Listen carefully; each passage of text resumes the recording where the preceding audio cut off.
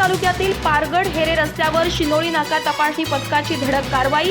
गोवा बनावटीच्या दारूसह कार जप्त। 5,88,960 रुपयांचा मुद्देमाल हस्तगत। सांगली जिल्ह्यातील दोघांवर गुन्हा दाखल। चंदगड तालुक्यातील पारगड हेरे रस्त्यावर राज्य उत्पादन शुल्क विभागाच्या शिनोळी येथील सीमा तपासणी नाका पथकाने मोठी कारवाई करत गोवा बनावटीच्या दारूसह 5,88,960 रुपयांचा मुद्देमाल जप्त केला। या प्रकरणी सांगली जिल्ह्यातील दोघांवर गुन्हा दाखल करण्यात आला आहे। या कारवाईत सुखदेव बाळासो कट्टीकर वय 24 आणि प्रमोद संभाजी हड्डीफोड वय 26 दोघेही मिरज तालुक्यातील मालगाव येथील रहिवासी असल्याचे समोर आले आहे। हे दोघे पारगडहून हेरे गावाच्या दिशेने भरधाव वेगाने कारमधून जात असताना उत्पादन शुल्क विभागाच्या पथकाला संशय आला।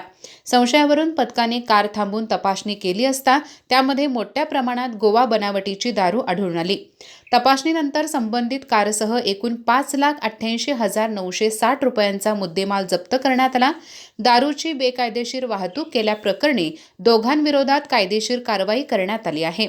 ही कारवाई दुय्यम निरीक्षक संदीप जाधव आणि हरिभाऊ लांडे यांच्या मार्गदर्शनाखाली जवान राहुल शिंदे, किरण बागुल, तुषार पवार आणि हर्षवर्धन भोसले यांच्या पथकाने यशस्वीपणे पार पाडली। अधिक माहिती आणि ताज्या घडामोडींसाठी आजच आमचे चॅनल सबस्क्राइब करा।